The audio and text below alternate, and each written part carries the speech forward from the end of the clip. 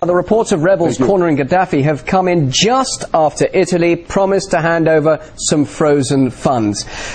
Do you think the opposition is sending out optimistic messages in order to prove they are actually worth the cash? In this entire operation, we have to stress the role of the big lie, of the manufactured propaganda story. You'll remember on Saturday, Sunday, Monday, we were told Gaddafi had left the country, Saif had been captured, one of his sons, Khamis had been captured, the Khamis brigade had stopped fighting, one other son, Mohammed, was allegedly in custody. It turned out all to be a big lie. We even have pretty reliable reports that the initial photographs of the rabble entering Green Square, that was actually a Hollywood soundstage located in Doha, Qatar, where these events were actually faked. Psychological warfare, fake TV broadcasts, and the whole business. Now, these rebels are obviously trying to cover the fact that they don't control Tripoli and that the Gaddafi command structure is now it's certainly intact. You've got Gaddafi, you've got most of his sons, you've got Musa Ibrahim, the spokesman and information minister, and now they don't have to defend fixed positions. So in a certain way, the military situation of the rebels has deteriorated, because instead of the Gaddafi people defending fixed lines that can then be bombed by NATO, which is the main thing that was happening, carpet bombing with Paveway 4 and brimstone rockets from the Royal Air Force and Apache helicopters from the U.S. and U.S. drones, the Gaddafi people are now free to move around. So they're not going to hold a fixed position like the compound. They're going to be moving around, and that puts them on a more equal footing with the rebels. It tends to minimize, especially in an urban setting, the results of the NATO air superiority. Can we talk about the U.S. agenda in all of this? In 2008, the then U.S. Secretary of State, Condoleezza Rice, she shared a late-night dinner with Gaddafi, opening what seemed like a new chapter in the U.S.-Libyan relations. And now the U.S. is at the forefront of this campaign to topple him, along with their NATO partners. How worried should other American allies actually feel at this point in the way that America has adopted this rather alternative viewpoint towards Libya? Well, we are, of course, in the throes now. We're in the 6th or 7th or 8th month of a campaign by the CIA and the State Department to essentially cripple or destroy or maim every nation state in the area by destabilizing their governments. And you remember their timetable was Ben Ali was supposed to fall in January. He did.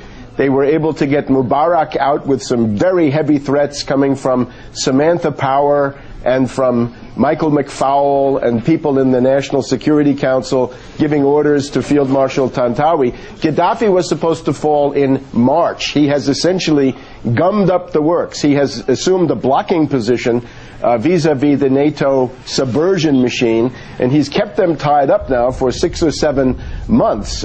If Gaddafi resistance were to subside, which I do not think will happen, these military assets that we presently see deployed in the central Mediterranean will be moved to the eastern Mediterranean, and there Hezbollah and Syria and ultimately Iran had better watch out, because they're also targets. And remember, this then gets into Iran and also Russia because of that important naval station at Tartus, Syria, which is the base of the Russian Mediterranean Squadron. So if it's calming down in Libya, that simply means that this war will move east. But I think right now we're looking at a very long war in Libya. Let's compare Gaddafi to, well, I don't want to compare him to Mullah Omar, but, you know, that was 10 years ago. Mullah Omar is still operating with no problems. Gaddafi, I think, can go on one better. So don't look for Gaddafi to be rounded up anytime. And even if he is,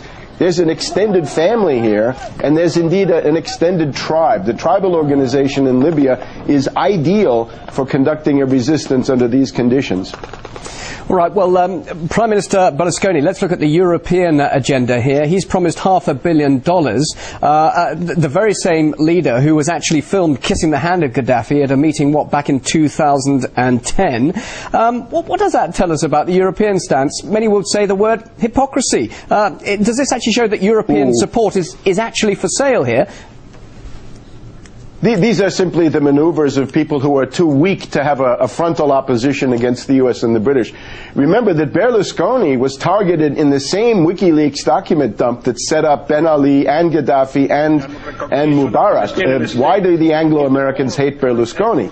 Because he's a close personal friend of Putin and because he's an active participant in the South Stream pipeline. Now, if we look at this Libyan adventure specifically, Italy is the biggest loser. Eni, E-N-I, the Italian state oil company founded by the great Enrico Mattei back in the 1950s, was the principal participant in the Libyan oil fields. And as you mentioned, the Italians relied on this, right? What you see right now is an attempt by the French adventurer Sarkozy and his group to essentially push the Italians out. And what you saw today with the visit of this character Jibril in Rome and Milan is the Italians are attempting to pay tribute to the new vandals in Benghazi and maybe in Tripoli if they're lucky, although maybe not.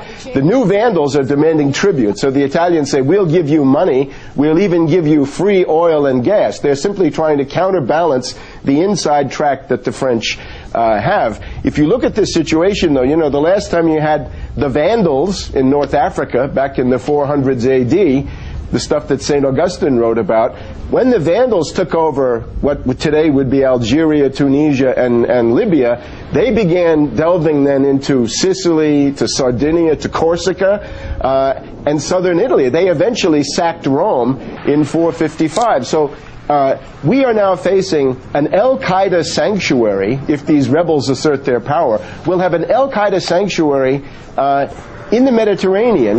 We're going to have Al-Qaeda pirates in the Mediterranean. The entire complexion of these places is going to change very, very rapidly. Italy will be the biggest loser. We saw some hint of that with the flux of the refugees into Lampedusa and similar islands. Something much bigger, but now mixed in with rebels who have all that money, the 80 billion, the weapons, and the support. Okay, Webster, we'll leave it there. Very interesting to hear your thoughts. Webster Tarpley joining us live there in Washington.